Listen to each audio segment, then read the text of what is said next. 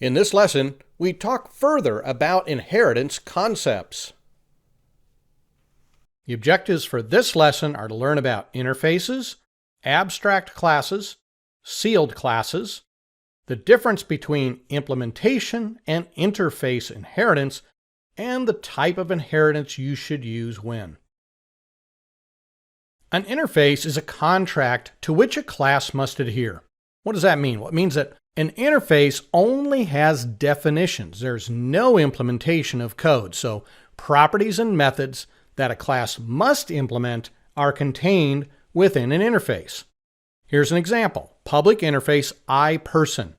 Now, I is a convention. If you're creating an interface, you should typically prefix it with an I. Now, think about the person class that I wrote. Remember, it had a first name, a last name, and an age. So I'm actually defining that I'm expecting any person class to inherit from this interface to implement first name, last name, and age. And then look at these public abstract string get info, public abstract string contact info. So I'm declaring that there should be two methods. Both are going to return a string, and they're called get info and contact info. Now, we've already done the get info. We'll implement the contact info. So why an interface? Why can't we just do this with inheritance? Well, we use an interface when we know what we want the class to look like, but we really don't know what we want it to do yet. Or each class that inherits from this interface is going to provide such different functionality that there's no way to implement any functionality other than just to say, you know what, it's got to have these methods.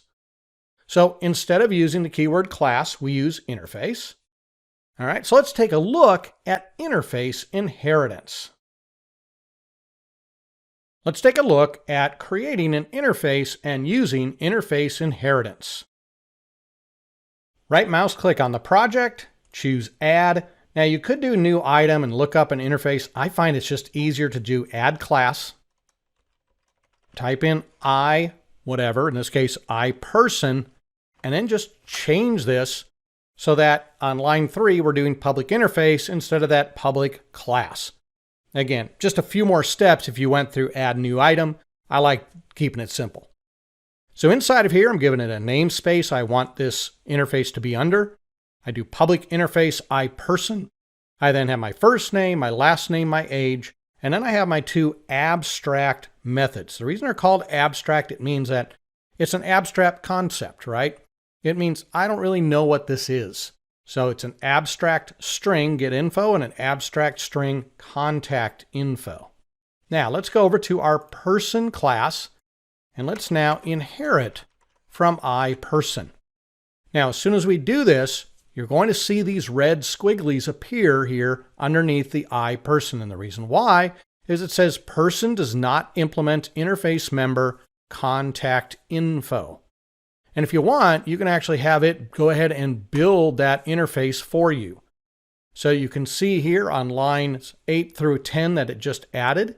It added that method called contact info, and it simply throws a new not implemented exception. Now, obviously, I'm going to change that. For right now, I'm just going to do return quote, quote. Now, if we compile this now, everything should work. So we'll do a build solution. Okay, and the build has succeeded because now the person class has fully implemented the iPerson. It hasn't done anything with it yet, but it has at least implemented all of the methods that are required for the interface. Now, let's talk about an abstract class. Now, an abstract class can't be instantiated. You can only inherit from an abstract class. So it can have properties and methods. Methods can be definitions only and no implementation. So in this case, it's kind of like an interface, but you have some implementation in the abstract class, and then other things may just be marked as abstract. So methods can have implementation, properties can be implemented. It can be a combination of both. It really doesn't matter. So it's similar to an interface, but it does have some implementation typically. So let's take a look at an abstract class. So let's think about this contact info. Yes, I could actually put in first name and last name as the contact info if I wanted to, but maybe I'm saying, you know what? I don't really know what each person or each inherited person class is going to do. So I got a customer, I got an employee. So what I might want to do is mark this as abstract here. And we'll go ahead and mark the class as abstract. So now I've got an iPerson interface that has no implementation. I have a person class that inherits from that interface, but it's marked as abstract. And it also has one method that's abstract. Now, here's the thing. If I were to try to compile right now, okay, I get a build failed because it says the customer does not implement the inherited abstract member iPerson or person.contactinfo, and the employee does not implement that either. So what I'd have to do is I'd have to actually go over here and go to the employee class. Okay, it says it doesn't do it, so let's go ahead and apply that change. So it's now added that. Let's go to the customer. We'll do the same thing. So we've now done that. If we now try to build, it now succeeds, although nothing's really going to happen, right? If we tried to call that contact info on either the customer or the employee, it's just going to throw an exception. Okay, and that's fine. But let's go over here because I want to show you something. If I try to now say person, like this, it's going to give me the red squiggly again. And if you hover over it, it simply is going to tell us you cannot create an instance of the abstract type or interface person. Why? Because it's marked as abstract, and we have an abstract method here called contact info. And if you have something abstract, it means you can't call it. There's nothing that you can really do.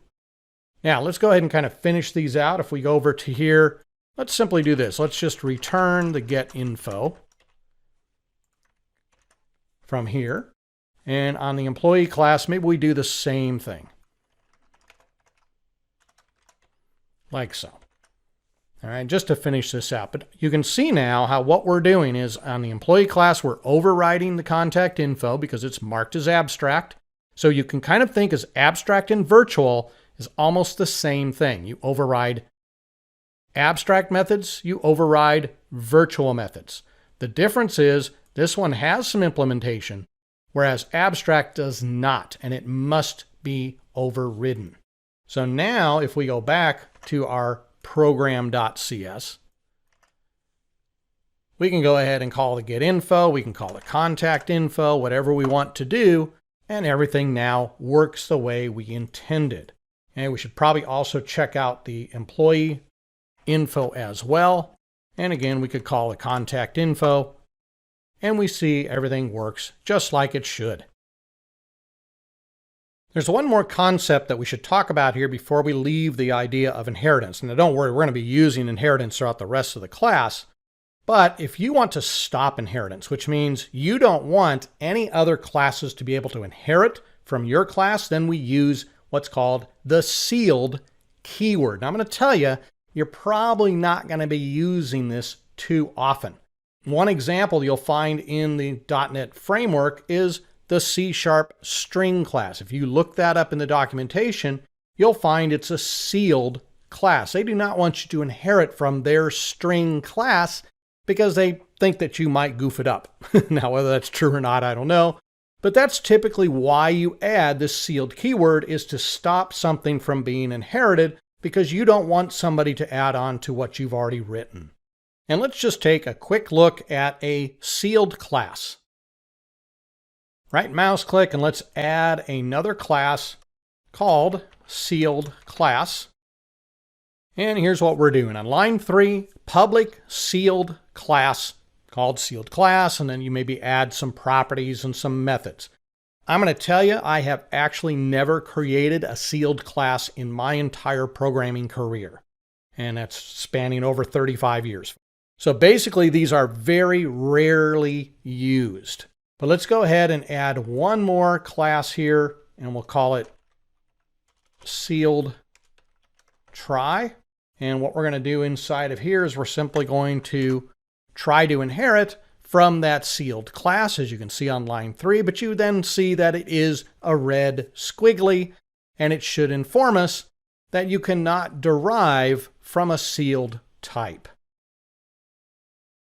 Now I know the question is, well, what type of inheritance do I use? If you don't know any of the functionality that could be implemented, just properties, use an interface. If you can implement some of the functionality, then use the abstract class. Now, if you can implement all the functionality, just simply use a class and add virtual keywords to methods that you know that you want to be overridden. In this lesson, we created an interface, we created abstract and sealed classes, and we learned about the difference between implementation and interface inheritance. Coming up next, control the visibility and lifetime of data.